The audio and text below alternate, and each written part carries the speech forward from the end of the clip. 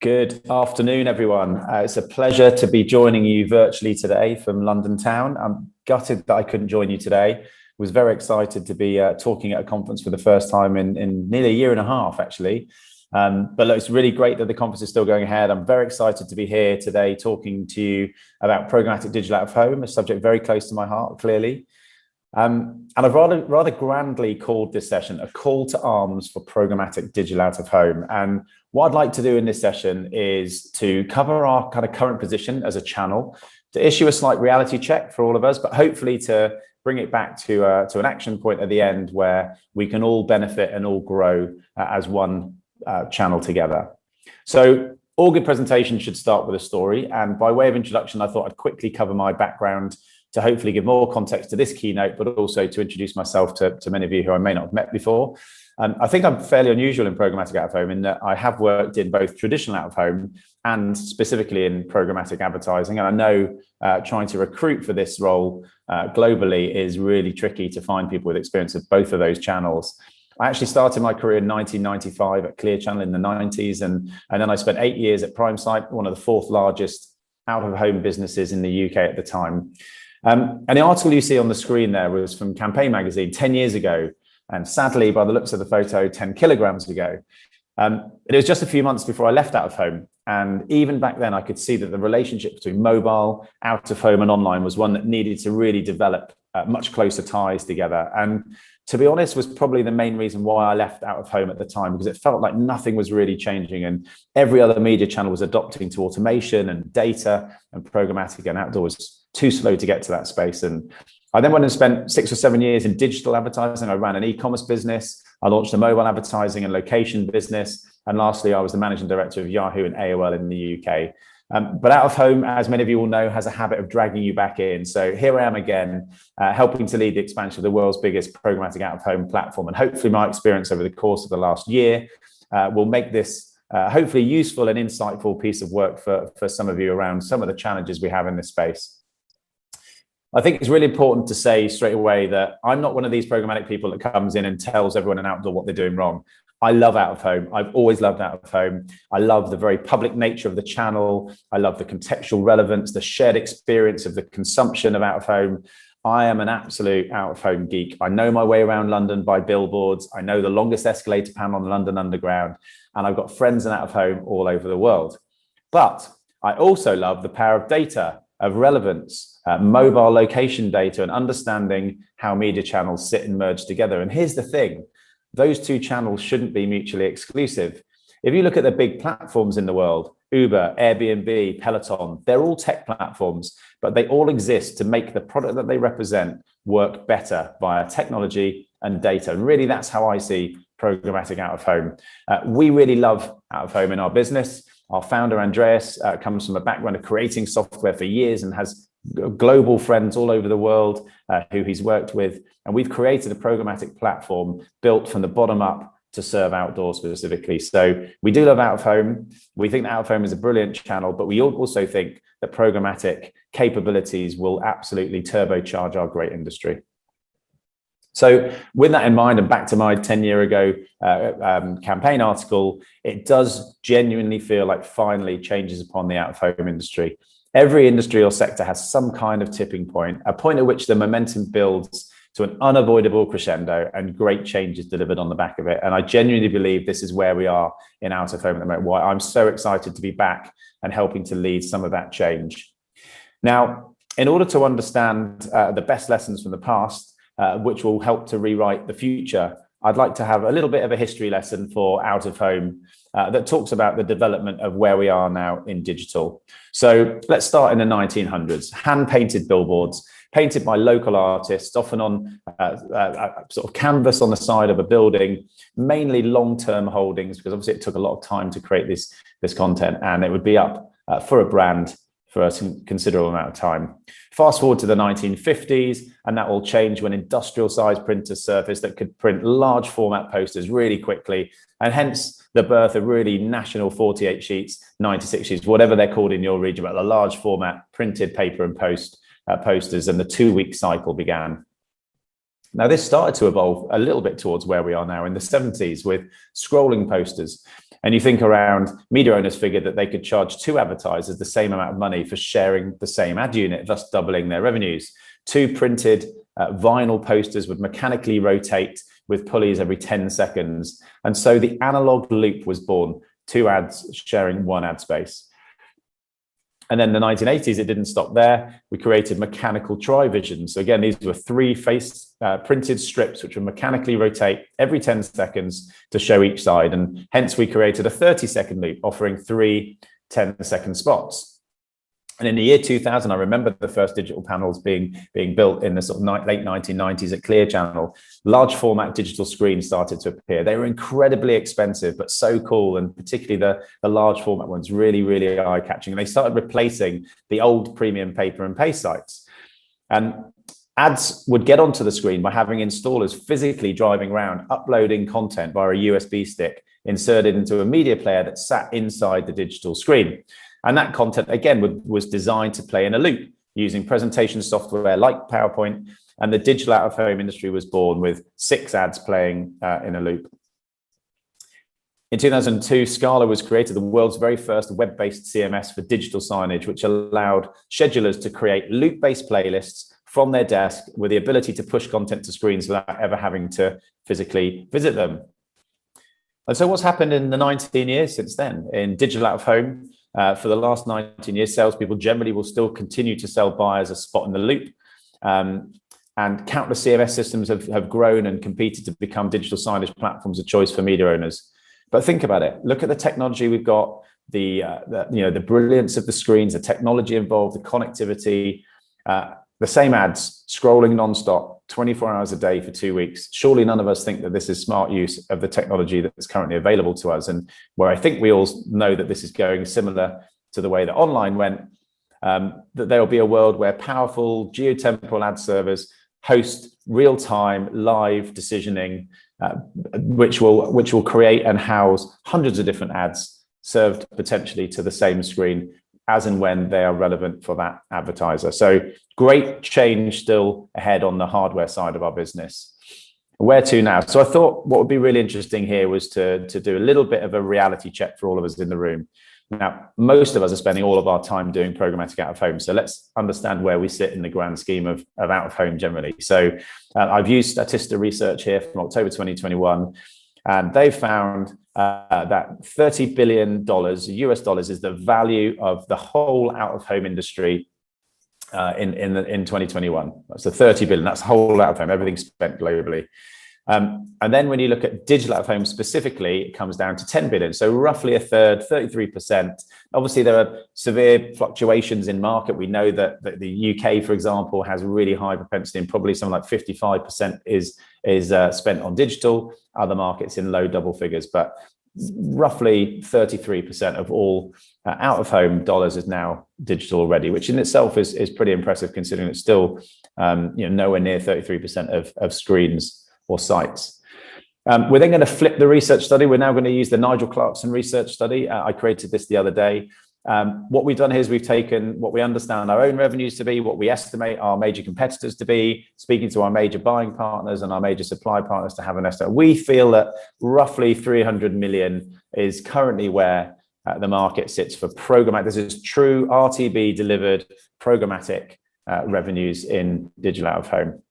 So that 300 million accounts for just 1% of all out of home and 3% of all digital out of home. So, mic drop moment, we're still a very, very small part of the out of home industry generally. However, the good news, if you look at programmatic online, it's now sitting at roughly 80% of all revenues into online advertising is programmatic, and that's taken just 8 years to get there. So it feels like we really are on the cusp, back to the tipping point, we really are on the cusp of real growth. So we're currently on about 3%. And here's my rallying call. Here's my call to arms for all of us in this room, and the challenge that we should all take back to our businesses. By the end of 2022, we absolutely should have as an ambition, 10% of all digital out of home at the minimum should be being spent programmatic.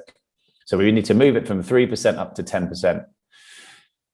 So ideally, I'd have liked to finish then, but then Adrian said, no, you've got to tell us how we do it. So the next part of this section is to look at how are we going to then deliver that significant growth in the channel. So First things first, in a very simplistic term, we need to make sure that both the demand and supply sides are aligned and interested in this space. Now, the great news is, with my Hivestack hat on, I know that they are, because I'm speaking to partners on both sides of the fence all over the world. And I know that all of our competitors, all of you in this room who either sit on one of those sides or sit in the ad tech space, will also see that. And it has felt at times a little bit like the Spider-Man gif, where when we're going into a new market, particularly in, say, APAC or Latin America or Southern Europe, where programmatic is still very much in its infancy, the sort of customer journey goes something like this. You will speak to a demand partner and you'll say, hey, we've got this great programmatic technology. We'd love to talk to you about you being able to enable and deliver programmatic ads. And they go, yeah, that sounds brilliant. We love the technology. What supply have you got on your platform? We say, well, yeah, there's no supply yet, but it's definitely coming. And they say, that sounds really interesting. Come back when you've got supply. No problems. We then go to see the supply partners. Again, same thing. They say, that sounds really interesting. We'd love to take advantage of this. Can you tell us where you've got to with the demand side? We said, well, I'm not quite there yet. And so it feels a little bit chicken and egg, like who's going to go first? The great news is that in at least 25 countries all over the world, that the demand side have absolutely got their head around programmatic out of home, and they're looking to increase their spend. And again, you'll have heard that from JC Conti's presentation earlier from View, that marketers and advertisers are looking to increase their spend. And indeed, supply partners are looking to make sure that they work alongside them too. And this is clearly a European EMEA conference, and I wanted to start with this map. Now, this map tells me two really important things. One, there's lots of dots on it, which is great. And particularly some of those markets like the UK, Netherlands, France and Germany, they're really scaling fast. The adoption rates, the numbers of partners that are available to do programmatic out of home has gone through the roof over the course of the last 12, 24 months. So great news. And then there's all of those other markets, which are also on here, which are starting to scale and really understand where they fit in with programmatic.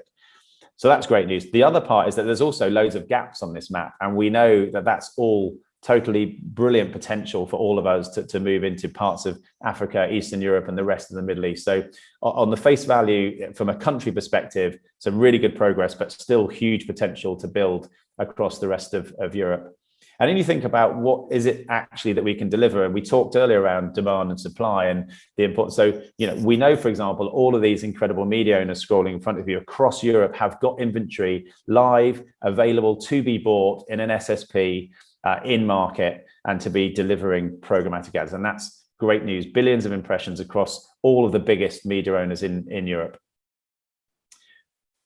And not only is it the media owners, but as a result of that, it's formats that are available. And one of the accusations of digital many years ago, probably 6 years ago, was that it lacked scale. Yes, it's really brilliant. And in key areas like London and Paris and Berlin, it's great, but there's loads of digital screens. But outside of those markets, well, there's still a lot of work to be done. Well, actually, you can see from this site list that not just the major formats like retail, like roadside, like transit, airports, which have all been digitized, but actually down the right-hand side, you can see there are so many different venue types like gyms, universities, bars, airports, doctors' offices, gas stations, golf carts, so many different contextual places, all with very rich data sets associated, have mean that there's a huge amount of scale now for programmatic buyers to come and to be able to activate in out of home. So it's really, really exciting times on the supply side. So there was an article from 10 years ago. I was 10 kilograms lighter, and we've got to get to 10% of all digital out of home spend. And it feels like there's a theme, the power of 10. So what I wanted to do is just to really, to get through 10, this is personal view, 10 things that all of us could do to make our channel better, to get to that 10% figure. If you're a client or a brand and you're thinking about activating with an ad tech partner, you absolutely have to make sure that they're ticking all of these boxes in order to get going.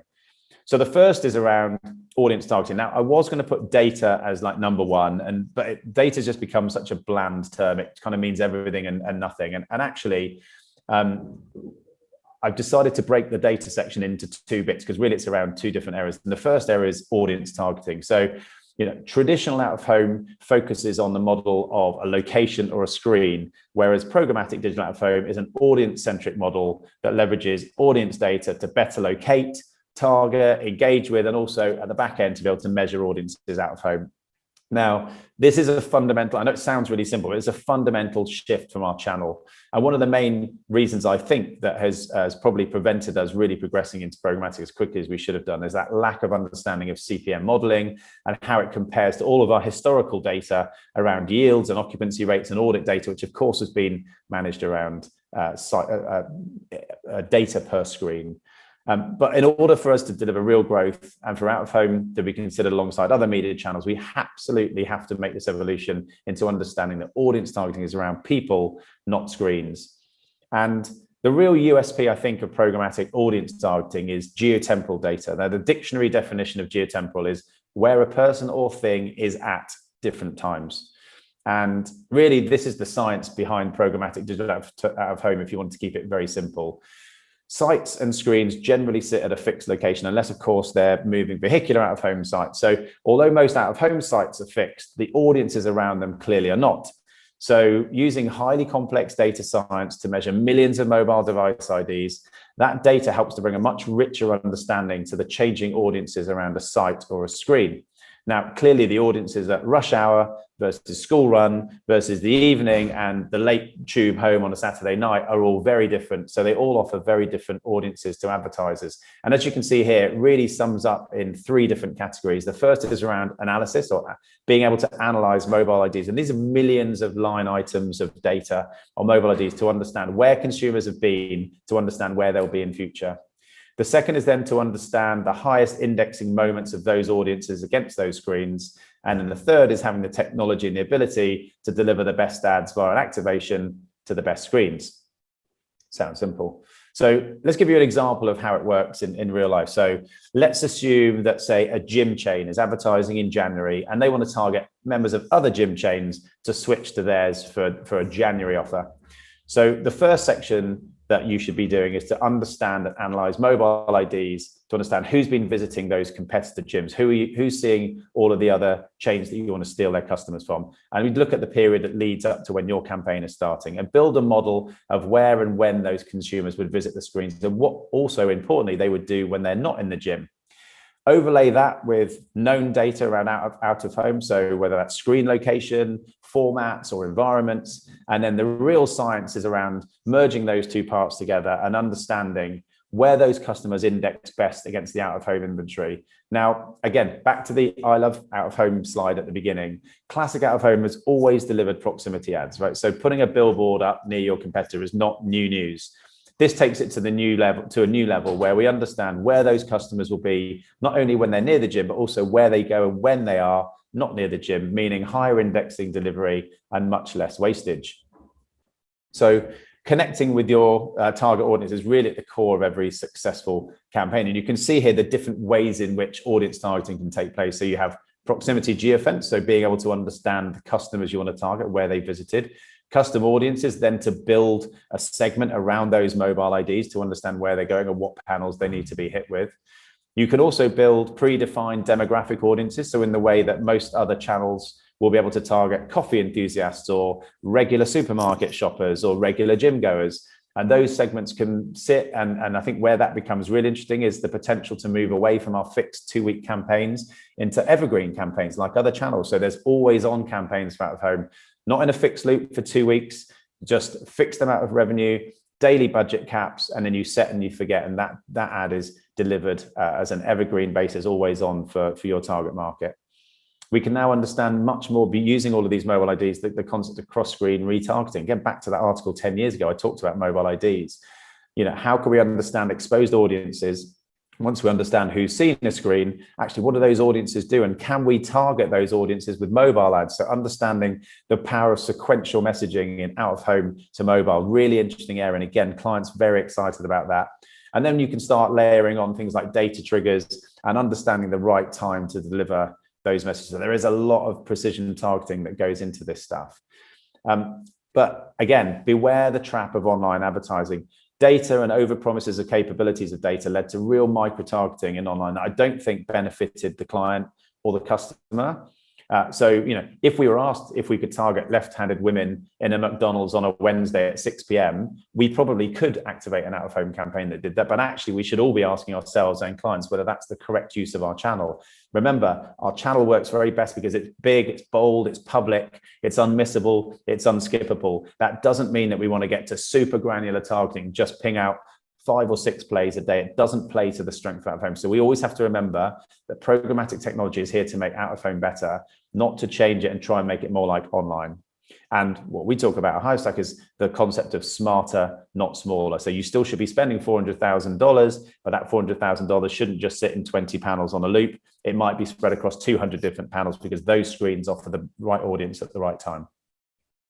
The second area, and again, this is back to the data point, is around measurement, or what we should probably be calling performance. Most of my conversations with big trading desks and omnichannel companies are really talking about how we can take out of home out of the brand box and also include it in a performance box. So measurement can take many forms. Over the years, I know personally that out of home has struggled with varying levels of success in econometric modeling, for example. So there's a real challenge to all of us about how we better understand the success or the results of our campaigns. So if you think about that classic brand funnel, out of home's always had a really safe place at the top table, at the top of the funnel, where we're creating brand awareness. Again, we talk about that very public, unmissable, unskippable nature of the channel.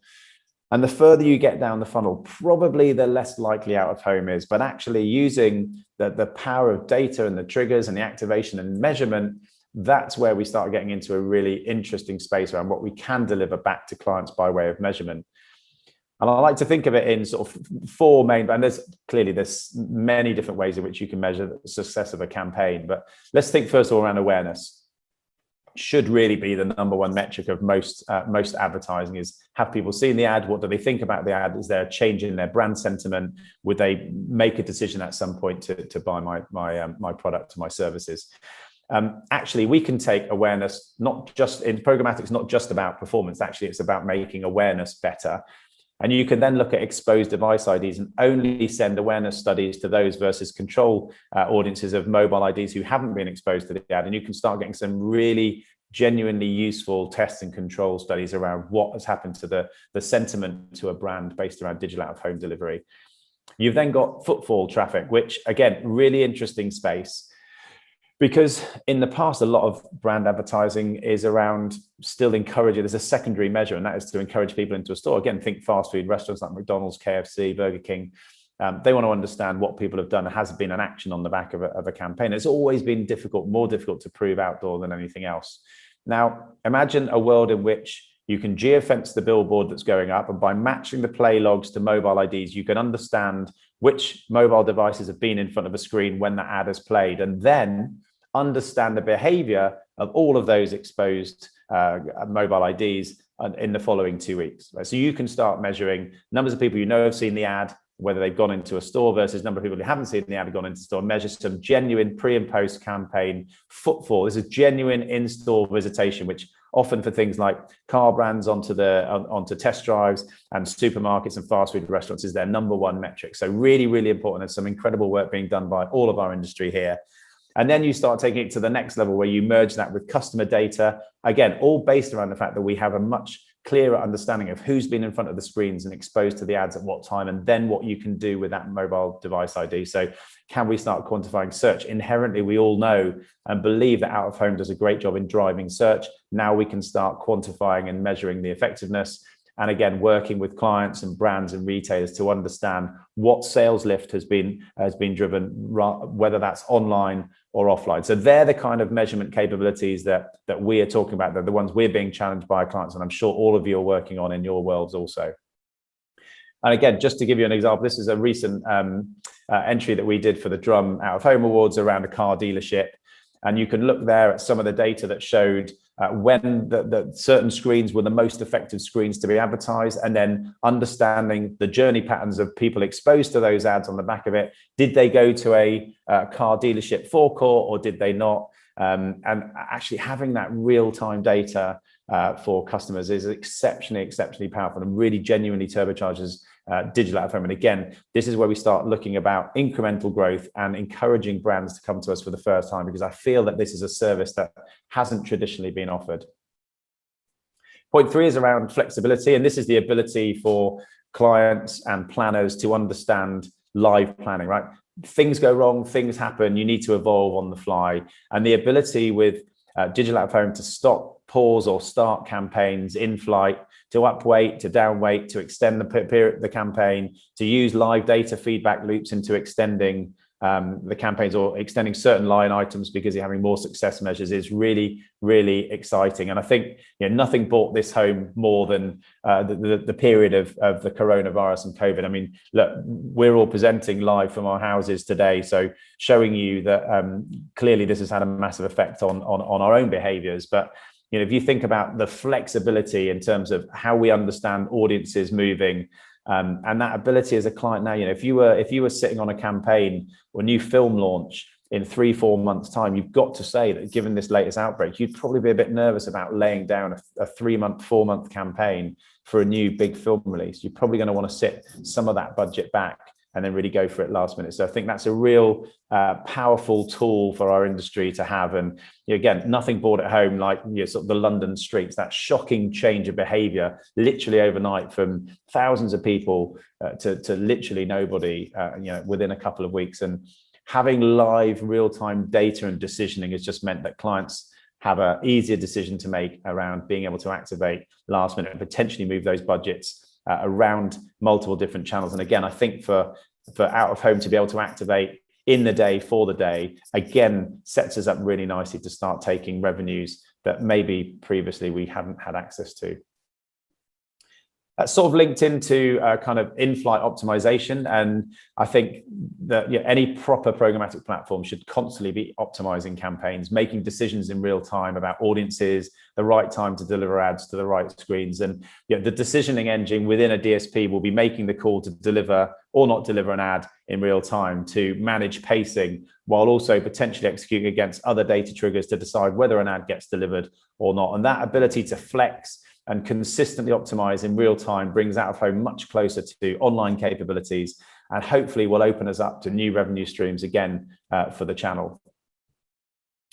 Number 5, we call these moments that trigger-based advertising, events-based advertising. I've heard it called both of those. Actually, at a conference recently, one of the things that came out was there was a concern that, well, we're doing so well at understanding triggers and delivering against triggers in digital out of home that it's almost become our thing. It's like, oh yeah, that's a trigger, that's programmatic digital out of home, whereas we actually think we're capable of much more. But given that we are starting to own that space, well, that's a good place to start. And for me, moments come in 2 different buckets. One is dynamic media optimization, and one is dynamic content optimization. And clearly one is about the decision around what the right screen to serve an ad to is, and the other around what the right creative to service. And again, this is where that evergreen content comes into play, where if you're a suntan lotion or you're an antihistamine linked into pollen, again, you can just set and forget, you can set your budget, you can set daily caps and deliver those ads. And all sorts. We partner with a business called Flux, and they've got this whole taxonomy of different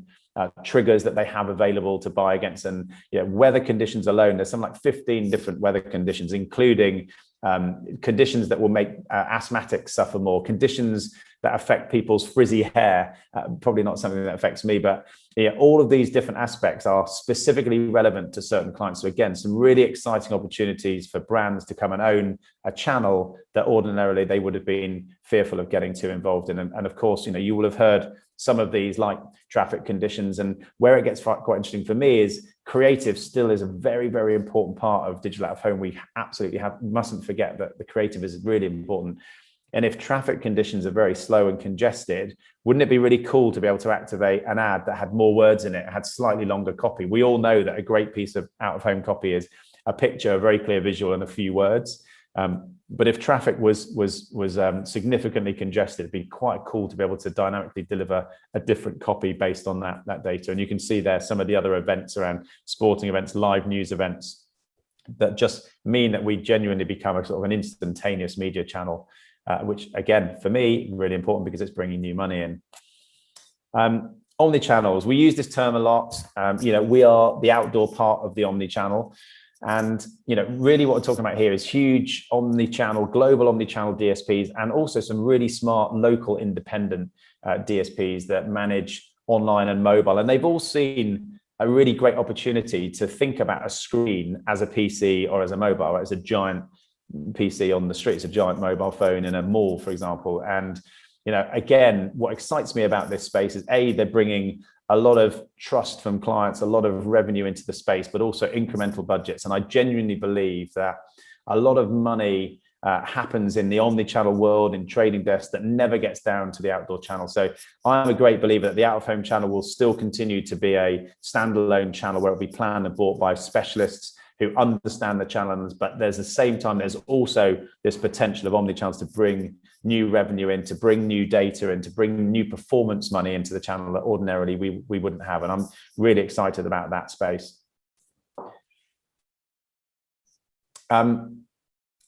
Point 7, again, this is when I first started in my role, I spoke to several old contacts, and one of whom is a global head of planning for a big agency group. And we started talking about big global brands and the likes of a big film release or a new console release just before Christmas, where they almost become events in their own right. And the channel that is always used to activate those now on a global level is almost entirely digital or online channels. So the likes of TikTok and Facebook and Twitter and Snapchat, because those experiences are broadly similar globally. And given that they're platform based, it means you can activate very easily across channels. Now, let's understand how that works without a phone. Let's say there's a new James Bond movie and you want to go live at 007 hours, right? And you want to do that in 20 different territories. Well, that's not just 20 different phone calls to 20 different planning agencies. That's then another 5, 10, 20 different phone calls in each territory to each media owner that wants to carry that ad.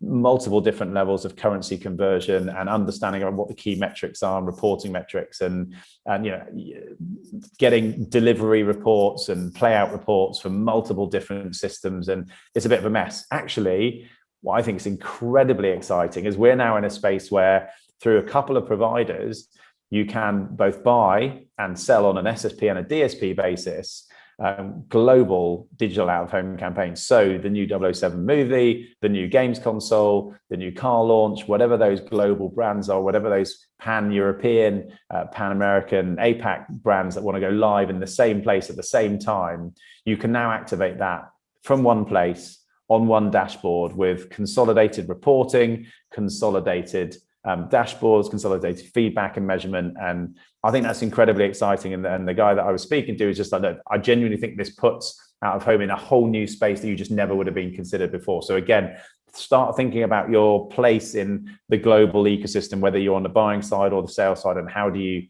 sit in that space. But I think this is going to be really exciting area. We talk about export buys or outside in, where one country will execute a campaign across multiple territories. And already in the last, I've only been in this role for 13 months, and we've activated several campaigns, mainly premium campaigns actually, for fashion, fragrance, and a couple of B2B campaigns, but activated those across multiple territories, again, all from one singular buying territory that owned the account, that owned the control and delivery of the account. So I think it's a really interesting space. Point 8 is around social media. Clearly, more money is spent on social media than pretty much any other channel.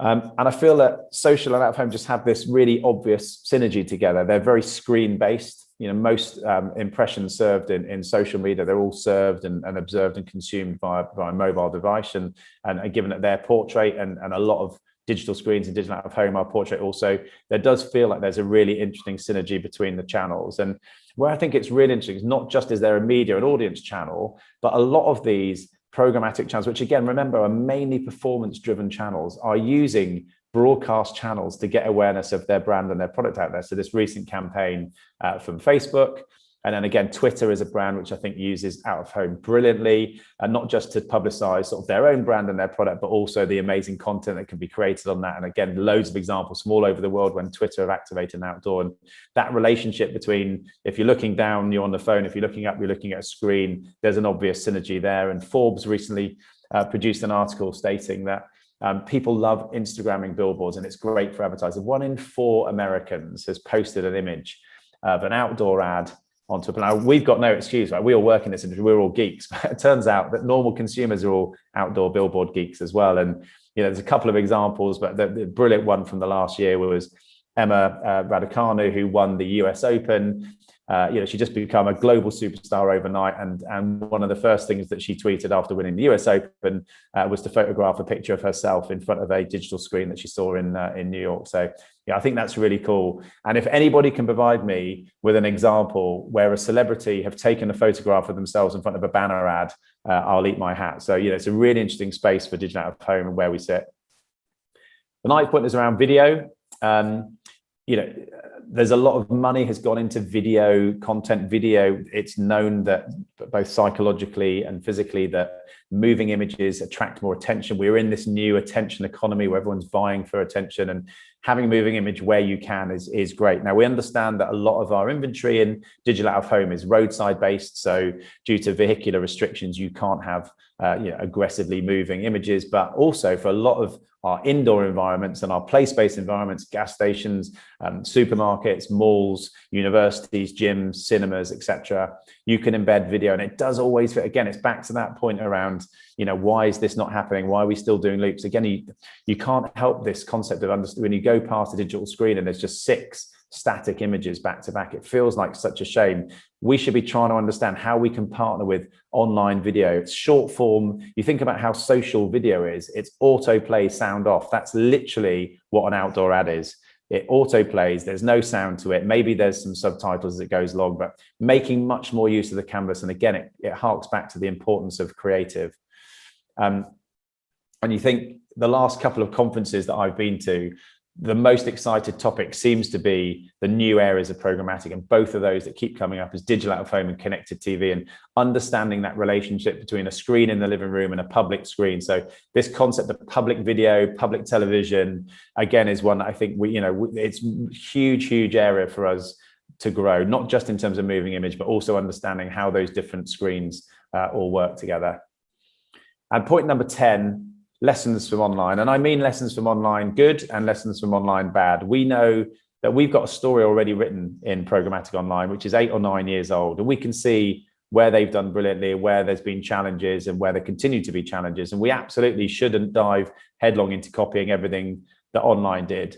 There is a thinking, I think, on our behalf that often when you go in to see digital specialists, they ask a few questions. And because digital out of home cannot yet quite deliver to the extent that online out of home does, they're like, oh, we're not sure. But actually, we need to be really clear as an industry about what it is we do. Like, we're not online, but we're also not out of home. We're programmatic digital out of home, and it sits in the middle of the two. We can do some incredible things that haven't been done before. And some people are, they want to wait for everything to be perfect before they start. But actually, we say at our place that the hardest bit about starting is starting. And sometimes you've got to get off the line. And I love this graphic because it very, very simply shows everything involved in the ad tech world, from the ad server and SSP, data and measurement, DSPs and all. And you kind of go, yeah, that makes sense. That's pretty easy. But the reality check is when you look at the out-of-home Lumascape, and I know these are changing and evolving and growing, and each country's probably got their own Lumascape, but it is already turning into a very complex space. So, for me, we just need to make sure we stay tight together, we do the right things, we push standards of delivery, standards of measurement, standards of creative, standards of formats. There's a lot of work to be done here, and I would encourage all of us to genuinely look at where we can partner. We should absolutely be competitive against one another, right? Absolutely. We're all businesses, we all want to succeed. But where we will succeed is where we make it simpler and easier to understand. And I'm talking particularly in my capacity in a global job, that between different territories, we're in danger of creating in different countries, different rules. And it's definitely something we should all keep an eye on for. So those of you in global roles or regional roles, it would be great to talk to you about how we do this much better. But look, my view on this, I've tried to keep this as generic and neutral as I can, but ultimately, we're all in the business of succeeding in ad tech, and specifically in programmatic out of home, a channel that we all love being in, and a rising tide is going to float all boats. So look, they're my 10 thoughts. I'd love to hear from any of you. If you'd like to reach out, please feel free. My Nigel P. Clarkson on Twitter. Please contact and connect on LinkedIn. And I don't care if you're a competitor, a partner, potential demand or supply partner. I'd love to carry on the conversation. It's a shame we're not here together in real life. We can have a beer afterwards and discuss it, but thank you very much for your time. I hope that's been useful. And look, hopefully next year we can all do this in real life. So please stay safe, have a great Christmas, and thanks very much for your time. I think Nigel's going to join us for a quick video session now if anyone's got any questions. There he is, the man himself. You can hear the applause, Nigel. That was very kind. Thank you, everyone. I'm very sorry I can't be there in real life, but yeah, thank you for that. Good. I've got a full room here. I think Tim Harvey's got a question for you. Now, here we go. I know. We start with the difficult ones first. The difficult people first. Come on, Tim, be gentle. Do you know what? I'm going to ask you a nice question. Thank you. What's been your business highlight of 2021? So writing this presentation, I was told to make sure it wasn't pitchy. So I was trying to make it very generic for the channel. Obviously, my highlight will have to be a little bit pitchy, but it's certainly been the expansion that I've helped to grow across the world, really. When I started in Hivestack a year ago, we were present in four territories. We're in the UK, just Germany, just Australia and Canada. We're now in 19 markets across the world, and we've launched in China, Japan, Singapore, Thailand, Malaysia, New Zealand, Italy, France, Spain. It's been an incredible journey. It's all been done from this bedroom that I'm speaking to you from today, which is in itself bizarre. I'm in a global role, and I've only left the country once, and that was a couple of weeks ago to New York. But to put it back to being more about the industry generally, I think that we're in an incredibly good and exciting space. Everyone in that room, we're pushing on open doors. People obviously know and understand programmatic and all other channels. They know and love outdoor as a managed service, as a sort of a direct buy. And so I think that, it's a great opportunity now to really push and, to really stake our claim as a serious part of the programmatic landscape in 2022. And, hopefully everyone in this room, whether together as partners or as competitors, are going to help to drive that growth. Thank you, Nigel. We have a question from Christian from Germany. Yes, hi Nigel. Thank you very much for your passionate call to arms. And I was very happy to see our TV Wartezimmer logo appearing in your presentation as part of your partnership network. I wanted to pick up a bit on the aspect of creation and creativity and content, because I feel, and you suggested that as well, that it has been a bit underestimated in the development of our industry. And as a member of the German Digital Out of Home Federation, we created a digital creative challenge this year for the first time, and we awarded best use of data, best creation, and young talents. And there were great campaigns to be seen with great location and trigger-based creatives, like for one campaign, 15,000 variations. But there were also a lot of entries which are, for our standard, digital signage or one-to-one communication. And the funny thing was that within the jury, there was a really passionate discussion if this is award-worthy or not. And maybe in comparison, for example, the Ocean Outdoor Awards, which I used to attend when we were still allowed to travel, showed me that the English market is a lot more matured in that context than the German market is right now. But so what do you feel needs to be done to bring the message to the agencies? What opportunities are there for creatives to use digital out of home, which will eventually make a positive campaign experience for the brand and make them invest more money in digital out of home? Yeah, it's a great question. And actually, it's a really good example of taking it away from programmatic out of home. And really, it's still a challenge in all out of home, whether traditional or digital.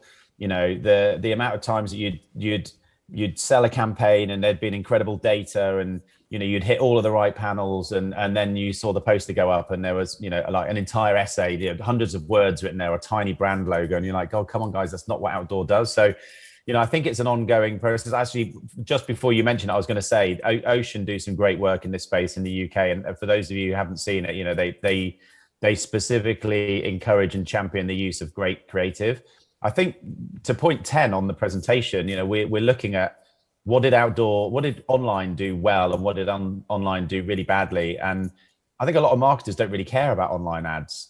They care about TV ads. They care about posters because they're so public. They care about magazine ads because they're so visible. And then all they know is that they're spraying and praying millions of terrible banner ads. And in some instances, automated ads, the awful ad experiences. And We just need to be careful again that the data for the media selection and the audiences don't completely overtake the fact that you still have to have a good poster. A terrible creative with no brand message, with no call to action, with too many words, with that don't work well in any outdoor environment. It's not going to work. So you can deliver the best targeted campaign in the world, but it's still not going to work. And we'd love to work with you on something like that. If you want to reach out on LinkedIn, if we think that Ocean are doing some great work in the UK, let's see how we can help to activate that, across EMEA. Maybe we could do something with Adrian or with one of the trade bodies, to help activate some competitions. But I think the more we get creators and clients thinking about the channel, that then, it's going to get better for all of us. But I totally agree. It's an area of concern that we don't get into that sort of automated ad space that online has got into, and serving a bad ad experience will not be good for any of us. That actually links really nicely into our next presenter. Jelmer's going to tell us all about lots of things around creative. But I think there's also another question down the back from Steve. Yes, Hivestack is one of the few truly global companies in your part of the industry. If you were to look into 2022, which, believe it or not, starts in 30 days, and prognosticate as to where geographically the real robust growth is going to happen, where would you see that? Yeah, God, that's a really good question. Get my crystal ball out. I think of that number, of the sort of Nigel Clarkson research number of 300 million on programmatic out of home, I would estimate that roughly half of that is all being served at the US. So 50% of the world's programmatic out of home revenue, I think, is currently US revenue amongst a couple of small partners. I think that the omni-channels are really getting warmed up. And certainly the big global omni-channels are going to really start to scale their proposition alongside CTV next year, which I think will drive growth into multiple markets. For me, the core markets and the battlegrounds where we come against sort of strong competition, the Netherlands is super strong market and has been doing programmatic out of home very well for a number of years. The UK and Germany, France is fast growing. US, Canada, which is our home base, is exceptionally well developed. Australia, and then the really interesting area I think is APAC and Eastern Europe, which are relatively untouched at the moment, but they're complex. There's a lot of partners that, there's no sort of JCDecaux, Clear Channel, sort of big global supply partners there. They're all very localized, and it takes a lot of time and effort, a lot of local workforce on the ground doing a lot of training, a lot of education. And so I think EMEA has massive growth ahead of it, particularly for France and Southern Europe, and then into Eastern Europe. And then we're getting lots of calls, as I said on the presentation, from African nations, Middle Eastern nations who are really keen to get the journey started. But I think everyone, as I said, everyone knows programmatic and everyone knows outdoor. So the automation of outdoor feels like a no-brainer, and the fact that programmatic is probably in 100 territories globally and out of home is in 100 territories globally, the size of the prize is, I think, really big. So yeah, it's a good question. I wish I knew what the top 5 were, but I think certainly for us, and when I look at our competition globally and I look at the omni-channels, I'd say Australia, Japan, UK, Germany, France, US and Canada, and no surprises. And then Netherlands and Scandinavia, really strong, smaller markets, but doing some incredible work with great local partners, actually. And I think that's the interesting about Netherlands specifically. They've been built up by some really strong global, sort of local partnerships rather than global ones. Thank you. That's a great question, Steve, and a great answer, Nigel. Just to say, we have an AdTech conference coming up in Singapore in the end of March. I can tell you all in this room that it's weirdly it's a conference that the Ministry of New Media, my business partner and I, Andrew, have tried to put together in April 2020, June 2020, September 2020, April 2021, June 2021, September 2021, and it was supposed to happen today, or tomorrow. What day is it today? First, second. It was supposed to happen tomorrow.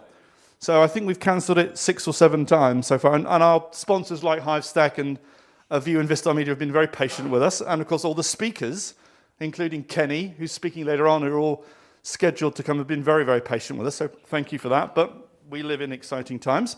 But the Singapore conference has had the most interest from potential sponsors, people wanting to speak, people like Nigel and JC Conti from View. So, and that's a conference that will focus on primarily the Singapore region and Asia Pacific, not necessarily China per se. We have a question from Kinetic. Now, Nigel?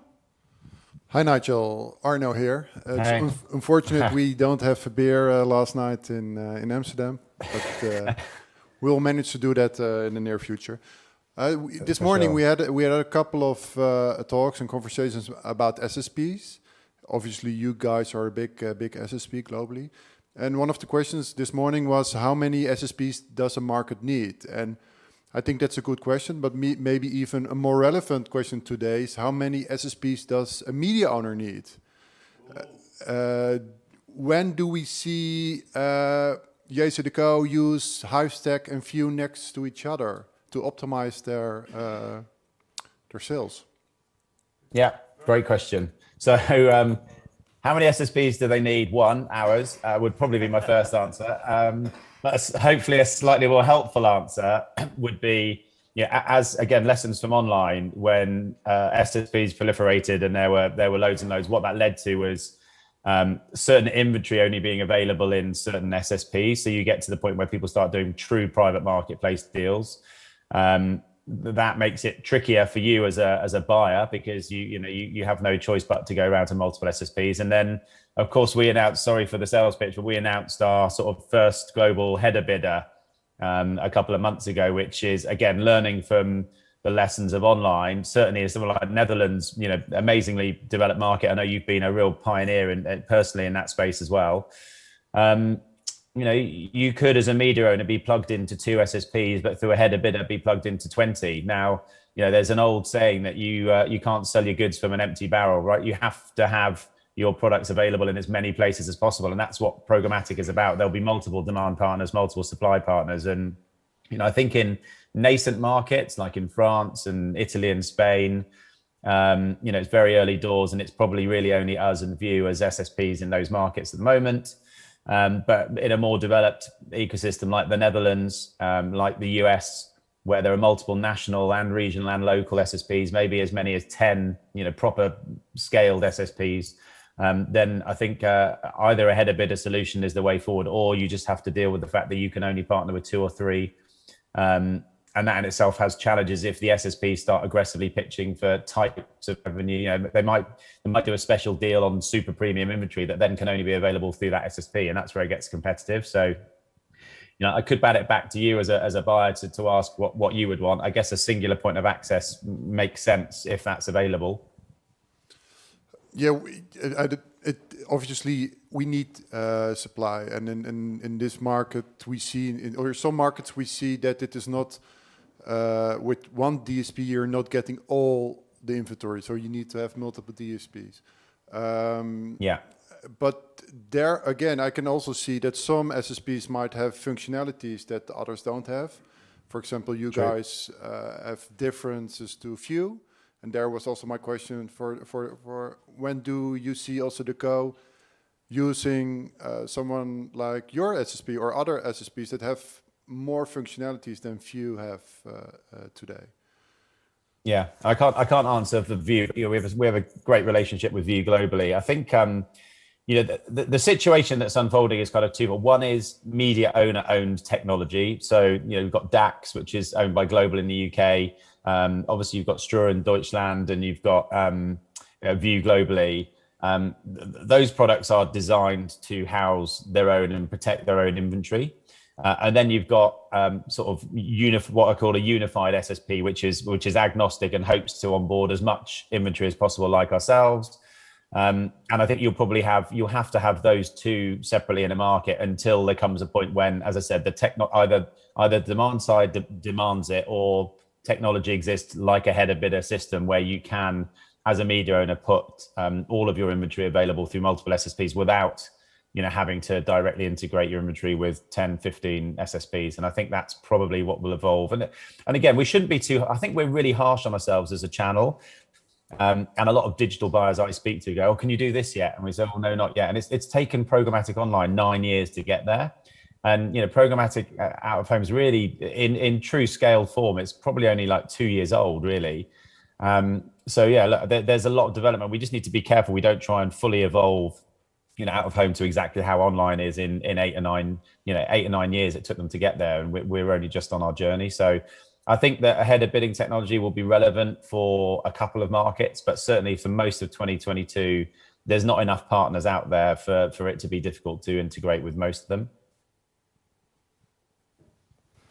Great. Thank you. I think that's all the questions for today, Nigel. Thank you for joining us. I'm sure we'll catch up at some point soon. Thank you very much, everyone. I'm really sorry I couldn't be there in person, and I hope we'll see you at the next one.